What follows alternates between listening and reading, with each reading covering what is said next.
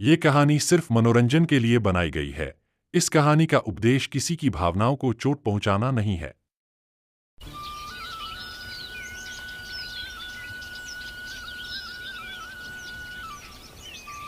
एक छोटे से कस्बे में रानी नाम की एक गरीब लड़की रहती थी।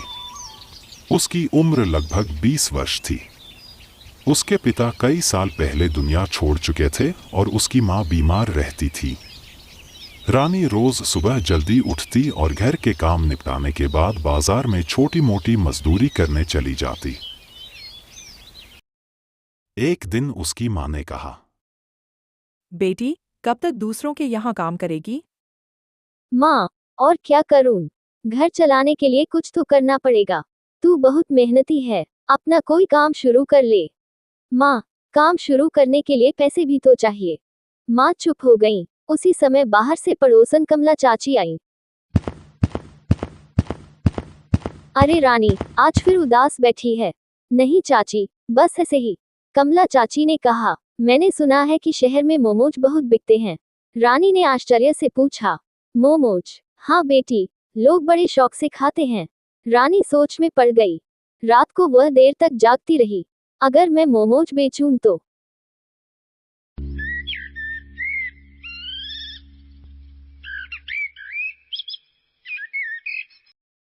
अगले दिन उसने अपने मित्र राहुल से बात की। राहुल, क्या तुम्हें मोमोज बनाना आता है? राहुल हंस पड़ा।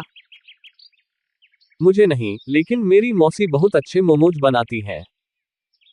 रानी की आंखों में चमक आ गई। क्या वे मुझे सिखा सकती हैं?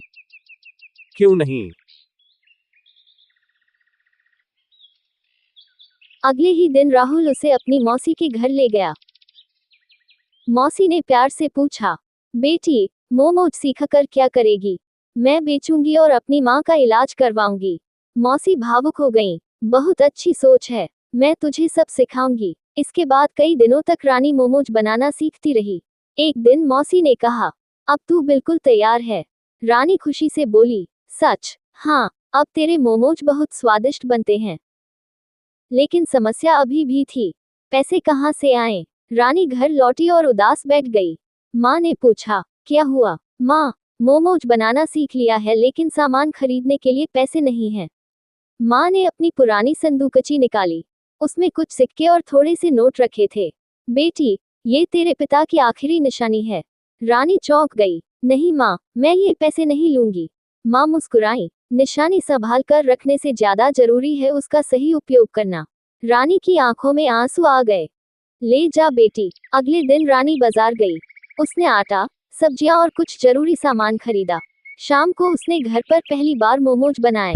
राहुल भी वहां आया। वाह, खुशबू तो बहुत अच्छी आ रही है। रानी हंसते हुए बोली, पहले खाकर तो देख। राहुल ने एक मोमोज खाया। अरे, ये तो दुकान वालों से भी अच्छे हैं। रानी खुशी से झूम उठी। अगले दिन वह एक छोटी सी मेज लेकर बाजार के कोने में बैठ गई। उसने हाथ से लिखा एक बोर्ड लगाया, रानी के स्वादिष्ट मोमोज। लेकिन पूरा दिन बीत गया, एक भी ग्राहक नहीं आया। शाम को राहुल आया। कितने मोमोज बिके? रानी उदास हो गई। एक भी नहीं। घबराना मत, कल जरूर बिकेंगे। रानी ने हिम्मत जुटाई। हाँ, मैं हार नहीं मानूंगी। अगले दिन फिर वह दुकान लगाकर बैठ गई। तभी एक छोटा लड़का वहां आया। दीदी, मोमोज कितने के हैं? 10 रुपए की प्लेट। लड़के ने जेब टटोली। मेरे पास सिर्फ 8 रुपए हैं।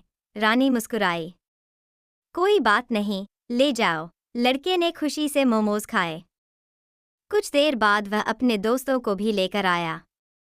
धीरे धीरे ग्राहकों की भीड़ लगने लगी। शाम तक सारे मोमोज बिक गए। रानी खुशी से घर पहुंची। माँ, आज सारे मोमोज बिक गए। माँ की आंखें चमक उठीं। सच? हाँ माँ, माँ ने भगवान का धन्यवाद किया। लेकिन रानी नहीं जानती थी कि बाजार में आगे उसके साथ क्या होने वाला है।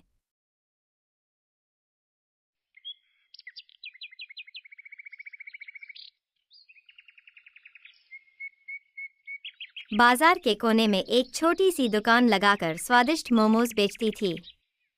सुबह सुबह वह ताज़ी सब्जियां लाती, आटा गूंथती और भाप में गर्मा गर्म मोमोज बनाती। एक दिन उसकी सहेली गीता आई। रानी, आज कितने मोमोज बनाए हैं? गीता ने पूछा। रानी मुस्कुराई। आज तो पूरे 200 मोमोज बनाए हैं। लगता है जल्दी बिक जाएंगे। लेकिन शाम होते होते रानी का चेहरा उतर गया। गीता ने पूछा, क्या हुआ? रानी बोली, अजीब बात है। मैंने 200 मोमोज बनाए थे, लेकिन पैसे केवल 100 मोमोज के मिले हैं। कहीं किसी ने चोरी तो नहीं की? पता नहीं। दोनों ने बहुत सोचा लेकिन कोई जवाब नहीं मिला। अगले दिन रानी ने फिर 200 मोमोज बनाए, लेकिन शाम को फिर वही हुआ। मोमोज गायब थे, पैसे नहीं मिले। अब रानी सचमुच परेशान हो गई। उस रात उसने अपनी दादी को सारी बात बताई। दादी ने ध्यान से सुना, फिर बोली, बेटी, यह कोई साधारण बात नहीं लगती। आज रात दुकान के पास छिपकर देखना। रानी ने सिर हिलाया। रात हुई, बाजार सुनसान हो गया। रानी अपनी दुकान के पीछे छिप गई। चारों ओर सन्नाटा था। अचानक आधी रात के समय ठंडी हवा चलने लगी। पेड़ों की शाखाएं हिलने लगी। तभी एक काली परछाई धीरे धीरे दुकान की ओर बढ़ी। रानी की धड़कन तेज हो गई। परछाई दुकान के सामने रुकी और फिर वह एक चुड़ैल निकली, लेकिन वह डरावनी नहीं दिख रही थी। उसकी नाक लंबी थी, बाल बिखरे हुए थे और चेहरे पर अजीब उदासी थी। चुड़ैल ने इधर उधर देखा, फिर टोकरी से मोमोज निकालकर खाने लगी। 1, 2, 10, 20, 30 वह लगातार खाती जा रही थी। रानी हैरान रह गई। अरे, यही मेरे मोमोज खा जाती है। अचानक उसके मुंह से आवाज निकल गई, रुको। चुड़ैल चौंक गई। कौन? रानी सामने आ गई। तुम मेरे मोमोज क्यों खाती हो? चुड़ैल घबरा गई। मैं, सच बताओ। चुड़ैल ने सिर झुका लिया।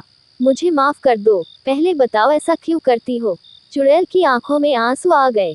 सैकड़ों साल पहले मैं इंसान थी। रानी ध्यान से सुनने लगी। मेरा नाम चंद्रिका था। मैं एक रसोइया थी। मुझे खाने का बहुत शौक था और लोगों को खिलाने का भी। फिर क्या हुआ? एक लालची जादूगर ने मुझे श्राप दे दिया। कैसा श्राप? उसने कहा कि जब तक कोई इंसान मुझे अपने हाथों से भोजन नहीं खिलाएगा, तब तक मेरी भूख कभी नहीं मिटेगी। रानी हैरान रह गई। इसलिए तुम मोमोज खाती रहती हो? हाँ, मैं जितना खाती हूँ उतनी ही भूख बढ़ जाती है। रानी को अब उस पर दया आने लगी। लेकिन चोरी करना गलत है। चुड़ैल ने सिर हिलाया। मुझे पता है, फिर भी करती हो, क्योंकि भूख मुझे मजबूर कर देती है। रानी कुछ देर सोचती रही, फिर बोली, अगर मैं तुम्हें रोज मोमोज खिलाऊं तो? चुड़ैल की आंखें चमक उठी। सच? लेकिन चोरी नहीं करोगी? कभी नहीं। अगले दिन से रानी ने हर रात चुड़ैल के लिए कुछ मोमोज अलग रखने शुरू कर दिए। चुड़ैल आती, शांति से बैठती और रानी अपने हाथों से उसे मोमोज खिलाती। 1 सप्ताह बीत गया, फिर 2 सप्ताह, फिर 1 महीना। धीरे धीरे चुड़ैल का चेहरा बदलने लगा। उसकी आंखों की उदासी कम होने लगी। उसके बिखरे बाल संवरने लगे। एक रात अचानक आसमान में चमकदार रोशनी फैल गई। रानी घबरा गई। ये क्या हो रहा है? चुड़ैल मुस्कुराई। रानी, लगता है श्राप टूट रहा है। सच? हाँ। रोशनी और तेज हो गई। कुछ ही क्षणों बाद चुड़ैल की जगह एक सुंदर महिला खड़ी थी। रानी खुशी से उछल पड़ी। चंद्रिका। चंद्रिका मुस्कुराई। तुमने मुझे मुक्त कर दिया। मैंने तो सिर्फ मोमोज खिलाए। नहीं, तुमने दया दिखाई। चंद्रिका ने अपने हाथ से एक छोटा सा डिब्बा निकाला। ये तुम्हारे लिए है। इसमें क्या है? खोल कर देखो। रानी ने डिब्बा खोला। अंदर सुनहरे रंग का एक छोटा बेलन था। ये तो बेलन है। चंद्रिका हंसी। ये जादुई बेलन है। जब भी तुम मेहनत और ईमानदारी से काम करोगी, तुम्हारे मोमोज सबसे स्वादिष्ट बनेंगे। रानी ने धन्यवाद कहा। चंद्रिका धीरे धीरे रोशनी में विलीन हो गई। अगले दिन रानी ने उसी बेलन से आटा बेला। मोमोज पहले से भी ज्यादा स्वादिष्ट बने। लोग दूर दूर से आने लगे।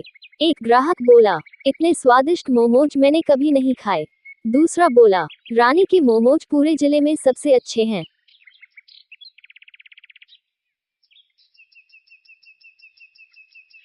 धीरे धीरे उसकी छोटी दुकान बड़ी हो गई।